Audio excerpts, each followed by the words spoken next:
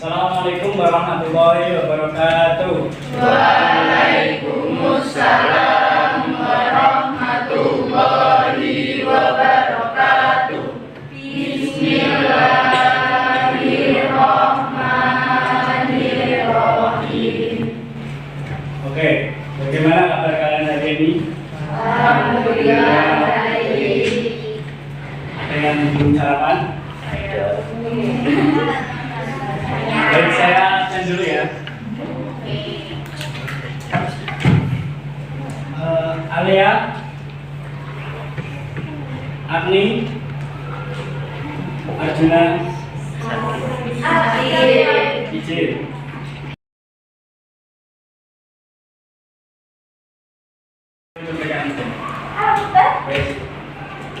Baik, sebelum pembelajaran pada pagi hari ini, itu tolong bangunnya diluruskan dulu.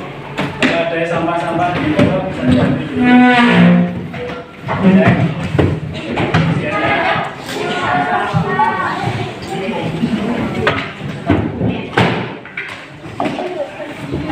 Oke, alhamdulillah kita bisa bertemu pada pagi hari yang cerah ini dalam keadaan sehat dan tidak ada halangan dalam waktu. Hari ini kita akan masuk ke bab 2, yaitu bab haji dan umroh. Untuk bab haji ini sangat penting untuk dipelajari karena haji itu sendiri adalah salah satu rukun iman, salah satu rukun Islam yang terakhir, yaitu haji bagi yang mampu. Dan hukumnya apa? Hukumnya nanti kita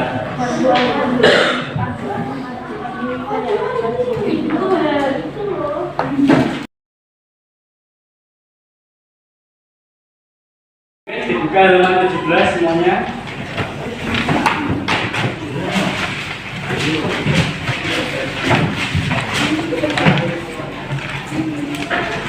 Sudah? Oke, kita masuk ke pengertian haji.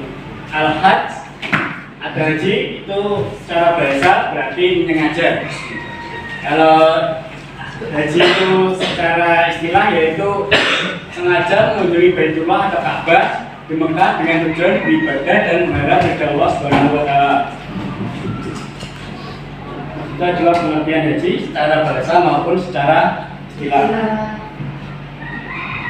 Kita lanjut ke haji. Hukumnya itu ada 4, dari wajib sampai haram. Kalau wajib itu bila mana ia bernazar. Jadi kalau misalnya bernazar atas nama Allah, kalau ya Allah misalkan tahun ini saya mendapat jodoh, saya akan berangkat haji. Nah itu hajinya langsung menjadi wajib untuk dijalankan.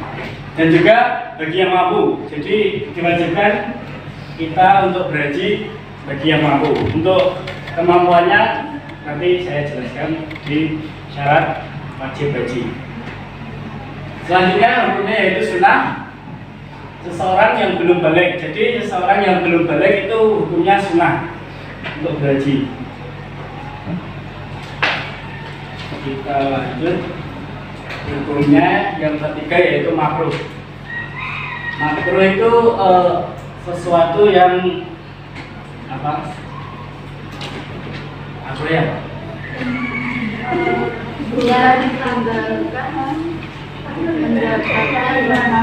Kalau ditinggalkan itu lebih baik, tapi kalau dikerjakan ya nggak apa-apa. Tapi kalau ditinggalkan itu lebih baik. Istri yang berhaji tanpa izin suami. Jadi kalau istrinya tetap berangkat ya nggak apa-apa. Tapi kalau istrinya nggak berangkat itu lebih baik. Jadi harus minta izin ke suami dulu.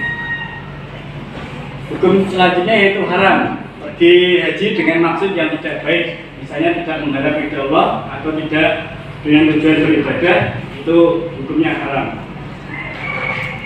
Ini kita lanjut. Syarat yang pertama sudah pasti Islam.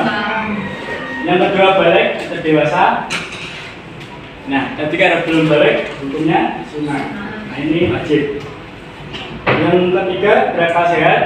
Jadi sehat, tidak gila. Yang keempat, merdeka atau bukan hamba sahaya atau budak. Yang kelima, yang terakhir, istiqomah atau mampu. Nah, mampu di sini dibagi menjadi 7. Yang pertama, mampu membiayai untuk pulang dan pergi. Yang kedua, ada kendaraannya untuk ke Mekahnya. Yang ketiga, aman. Jadi harus apa namanya? Keamanannya terjaga. Harus yakin kalau dia bakal aman. Kalau untuk musibah atau kecelakaan itu kan di luar dari orang, itu bisa takdir dari Allah, bencana atau apa. Yang selanjutnya, sehat jasmani dan rohani. Jadi perjalanan ke Baitullah itu sangat jauh dan memakan waktu bisa berhari-hari. Jadi diwajibkan untuk menyiapkan kesehatan baik jasmani maupun rohaninya. Yang kelima, wanita harus disertai mahramnya. Kalau nggak suami ya istrinya. Yang keenam, memiliki pengetahuan. Jadi kalau orang yang mau pergi haji itu harus memiliki pengetahuan tentang haji. Misalnya doa-doanya, kalau tawaf itu doanya gimana, kalau wukuf itu tanggal berapa, itu jadi harus tahu semuanya. Dan yang terakhir, biaya hidup keluarga yang ditinggalkan. Jadi kalau orang pergi ke haji itu bukan menyiapkan biaya untuk dirinya sendiri, tetapi juga harus memikirkan biaya hidup keluarga yang ditinggalkan di rumah. Misalnya kalau saya pergi haji, amin. Ada orang tua di rumah, ada kakak di rumah. Nah, itu tanggungan saya untuk membiayai yang saya tinggalkan. Kita lanjut.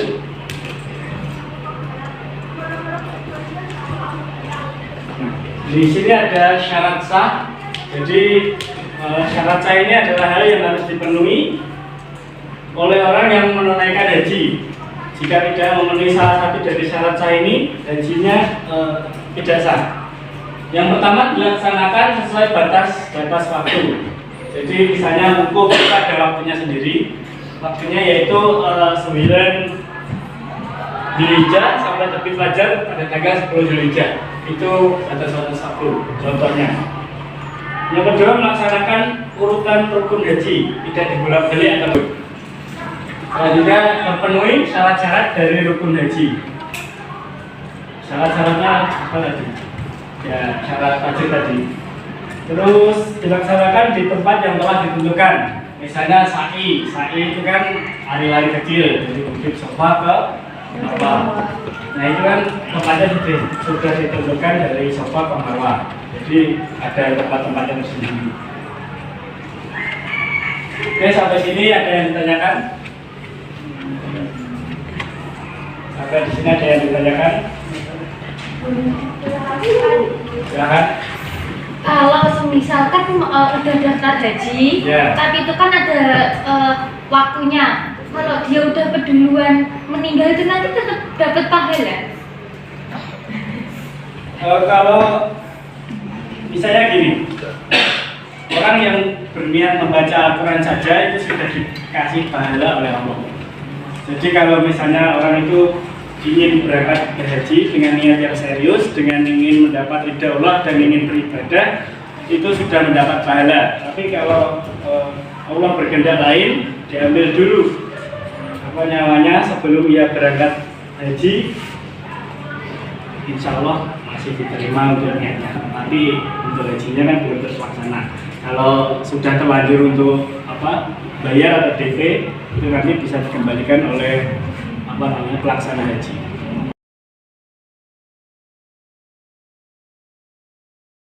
Baik, kalau tidak ada yang ditanyakan, silakan dibuka pada halaman 35.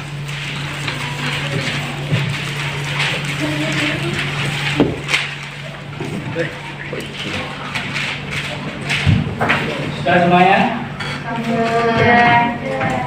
Di situ ada penilaian kognitif dan hanya kognitif saja. Silakan dikerjakan penilaian kognitif AB saja. Nanti dikumpulkan, saya kasih waktu sekitar 30 menit.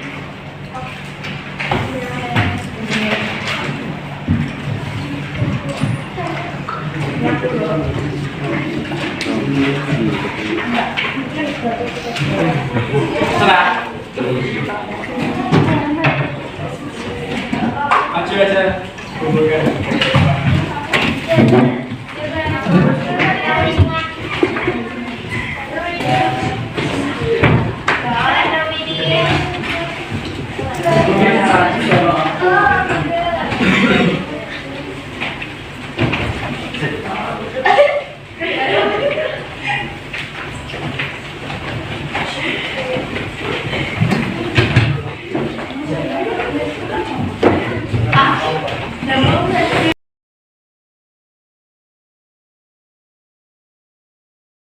Baik, ini sudah mengumpulkan semuanya? Sudah.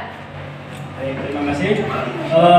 Kesimpulannya, haji ini adalah apa? Salah satu rukun Islam yang wajib bagi yang mampu, tetapi pahalanya itu sangat besar. Kalau kalian ingin pergi ke haji, saya doakan suatu saat bisa untuk berhaji, bahkan bisa membiayai orang tua kalian. Ada yang ditanyakan, saya yang belum jelas tentang materi pada pagi hari ini? Tidak ada semua? Baik, bisa kita tutup dengan bacaan Alhamdulillahirabbil alamin. Baik, ketua kelas jawab. Silakan dipimpin juga Bal Asri.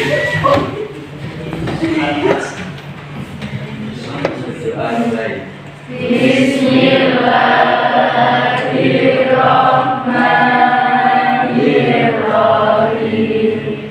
Wal asri innal insana lafi khusrin illa alladziina amanu wa 'amilus sholihati wa tawassaw bil haqqi wa tawassaw bis sabr.